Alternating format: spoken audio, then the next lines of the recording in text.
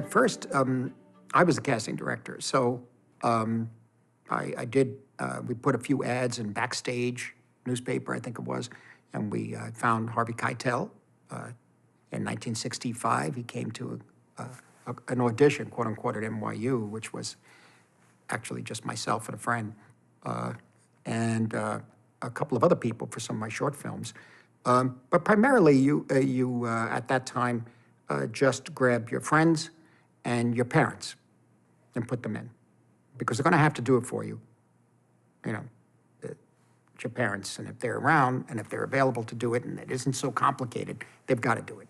So from that, basically a home movie. Mean Streets is like a home movie in a sense.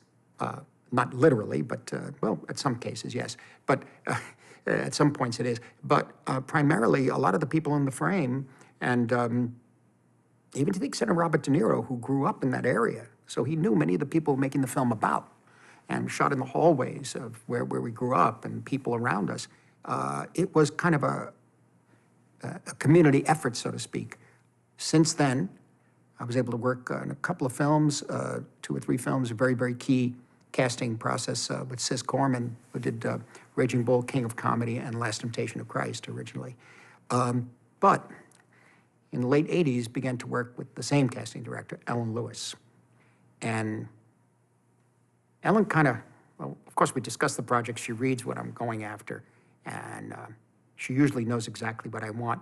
For Goodfellas, for example, we were taken up to Rayo's restaurant, and in one night, we cast about 5 roles just from the people in the restaurant. So we've been doing that ever since, and for that kind of picture, for that kind of film. But she gives me a range of choices, and I respond to them, make decisions. The reason we work together is I could tell that the people she brings to me, I connect with, for the most part. So we kind of have the same taste, in a way. I always say that casting is 85 to 90% of the picture for me. So, all of you just starting out, I want to repeat, again, insist on what you want. And you don't settle for close enough or second best. And don't imagine there's a shortcut. It's meeting the people, spending time with them, talking with them, then putting them together with the other actors. That's a key thing. And see how the other actors respond. It's somewhat different, I think, than who I could imagine a studio system where, in the case of certain key films, filmmakers had to work with certain actors because of contractual issues. And very often they didn't get along with each other. But that was the contract, and they had to do it. Here, that may not be the case. I don't say you have to become friends, but you have to be, here's the key thing with casting, and this is why casting directors are so important. He or she has to know that with the actors, primarily, you want to work with the actors, you all agreeing you're making the same film. That's the key. Now, how you get to make the same film, that's part of the process of how you work with the actor. That's a give and take somehow. But if you all making the same film, you know that, and your casting director knows that, and she knows to pull actors for you to choose from that are of the same mind, then you have a possibility of making the picture. And you get this unexpected dimension.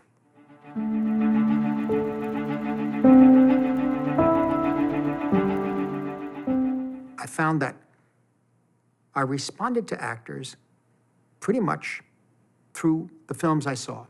Now, for many years, through the 40s and early 50s, the films I saw, the acting was of a certain style, right? Of a certain time, coming out of Hollywood tradition or from England, for example.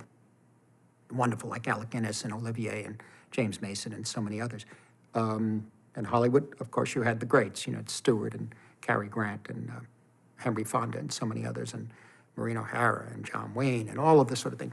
But they're from another world, And of course, in England, another world. Then I saw Kazan's films. And I saw On the Waterfront and East of Eden. And those were both in the same year, I think, or a year apart.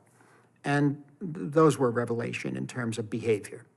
And so it's really been inspired by what I saw there on the screen and what I experienced watching those films over and over again. And that's my gauge, I guess. That's where I go. And to a certain extent, I do like where Cassavetes worked, or where I worked on Italian American, my parents, documentary where they're telling stories, they're acting in a sense, but are they acting? And certain subject matter and certain stories that I make lend themselves to that kind of directing of actors or guidance of actors. But primarily, the actor has to already be there in a way. As I said, you can't tell a person how to lean against a car in 1955 on Elizabeth Street, or, you know, I don't know, other worlds. Of course, I had to be told in the case of Silence what a interrogation is like in the magistrate's office outside Nagasaki in 1632.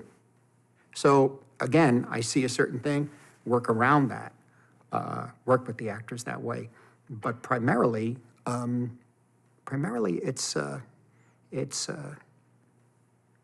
combination, if I can, finding the person on screen as they're doing it, as they're in the process. Almost something that may not be, it certainly doesn't feel like it's scripted in many cases. That's what I'm hoping for, you know? Something natural. But not, I don't know what naturalism is, I don't know what realism is. I'm just, this is where I was talking about the business of the mixture of nonfiction and fiction, where it all becomes a film. I don't know what you want to call it, but that's what it is.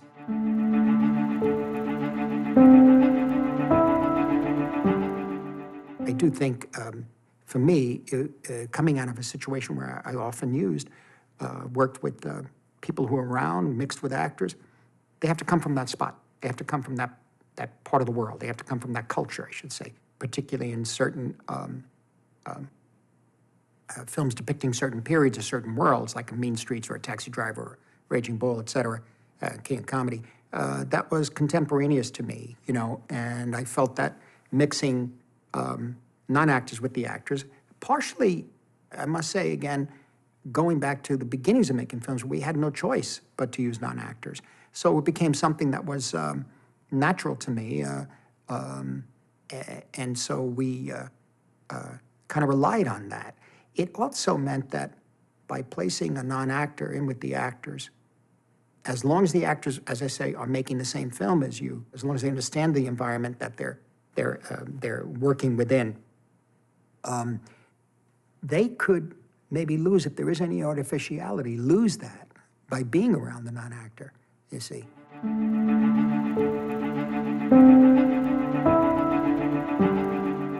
Sir Ben Kingsley doing Georges Méliès. He finds the posture, and that's Georges. I know it's there, you see. I know it's there. His look, his manner, and his use of the language and the text. He's one who sticks with the text.